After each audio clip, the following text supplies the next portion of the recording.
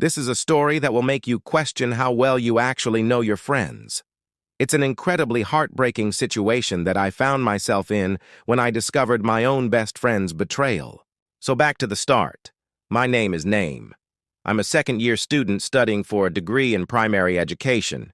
And let me tell you, it's been the best 2 years of my life. Not only have I made some amazing friends, but I also met the love of my life. Yes, I am in a relationship with my high school crush, the one and only Park Jimin. We started dating in our first year at university, and I couldn't be happier. He's the sweetest, most caring and affectionate boyfriend anyone could ask for. We had an amazing first year together, full of laughter, love, and happiness. And then came our second year. Everything was going great until one day I noticed something strange between Jimin and one of my best friends, Kim Tae-hyung. At first, it was just small things, like them being a bit too touchy or sending each other flirty texts. But then it escalated to them being overly affectionate in public, holding hands, hugging each other all the time. And the worst part was they didn't even try to hide it. I mean, they were so blatant about it. It was hard not to notice. But there was something else. Jimin was always on his phone, and whenever I tried to talk to him about it, he would get defensive and dismissive. What do you mean? I was just texting Tae-hyung. Why wouldn't I be on my phone? Whenever I saw him with Tae-hyung, my heart would sink. They seemed so happy together, and it made me question everything. Was Jimin cheating on me with my own best friend? I couldn't believe it. But the signs were all there. I tried to ignore it, hoping it would go away, but it only got worse. One day I decided I had enough. I confronted Jimin, demanding an explanation. "Are you cheating on me with Tae-hyung?" I asked, my voice trembling with anger and sadness. "What? No, of course not," he said, his eyes widening in surprise. "Then why are you always with him? Why are you so touchy?" I couldn't hold back my tears. "Because we're best friends," he said, his voice low. "You don't understand." Before I could say anything, he stormed off, leaving me standing there with my broken heart. That's when I knew I had to do something drastic. I needed to find out the truth. So I did what any normal person would do. I hacked into Jimin's phone. Okay, maybe that wasn't so normal, but I was desperate. I wanted to see if he was cheating on me, if he had been lying to me, if he had been seeing Tae-hyung behind my back. I went through his messages, photos, call log, every single thing I could find, and what I found destroyed me. There were messages between Jimin and Tae-hyung that said things like, "I can't wait to see you tonight. I missed you so much," and even, "I love you." It was all there in black and white, the proof I needed. But it was also the worst thing I could have ever imagined. My best friend and my boyfriend were cheating on me with each other. I felt sick to my stomach. I couldn't believe what I was reading. Had I been so blind? How could I have not seen this coming?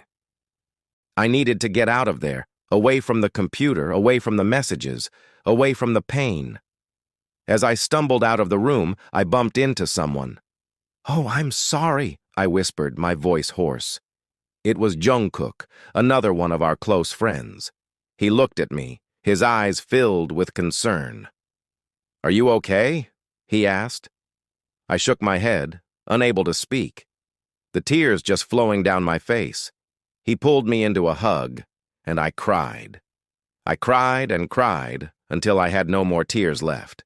It was the worst feeling in the world. The pain of betrayal, the shock of discovery, the loss of faith in those I thought I could trust. I had never felt anything like it before. I pushed Jungkook away, wiping my tears. "I need to tell the others," I said, my voice cracking. I needed to tell them what Jimin and Tae-hyung had done. I needed them to know the truth. But as I started telling them, I realized something. They didn't care. "Oh, come on, guys," I said, my voice shaking. "You have to believe me. They were messaging each other. They were planning something." But they just laughed. They thought I was joking. They thought I was making up some elaborate lie to get attention. "YN, you're being ridiculous," Namjoon said, his voice sharp. "Taehyung and Jimin would never." "But they were," I insisted, my voice rising. "They were cheating on me, on us." "Stop it, YN," Hoseok said, his voice soft but firm. "You're not making any sense." I felt my heart break all over again. The pain of their betrayal was one thing, but the apathy of the others, the disbelief, it was unbearable. I gave up. What was the point? They didn't want to hear the truth. They preferred to live in their little fantasy world where everything was perfect. I spent the next few days locked in my room, crying and eating junk food. I couldn't get out of bed. I didn't want to talk to anyone. I felt so betrayed, so hurt. Why had Jimin and Taehyung done this to me? Why had the others ignored me? I felt completely alone, but slowly, very slowly, I started to heal. I started to pick myself up, to dust myself off and start again. I knew it would take time, but I was determined to move on. I deleted Jimin and Taehyung's numbers from my phone. I blocked them on social media, and I avoided going anywhere where I might run into them. It was hard, really hard, but I was determined to do it. I had to do it for myself.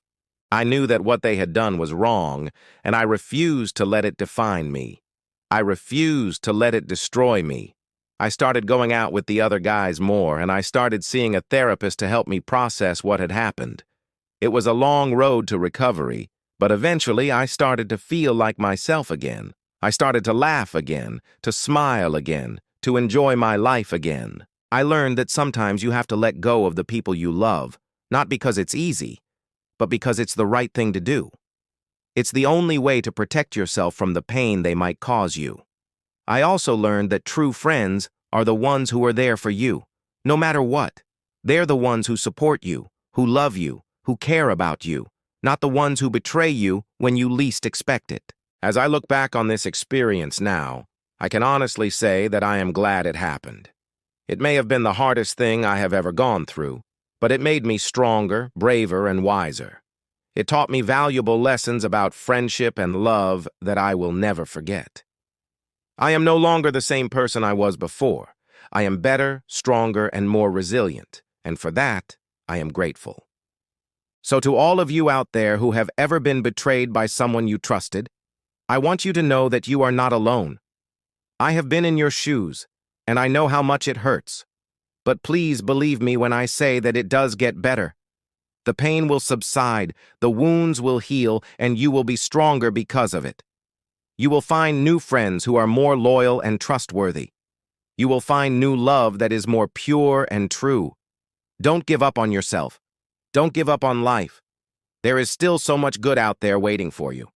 All you have to do is open your heart and let it in.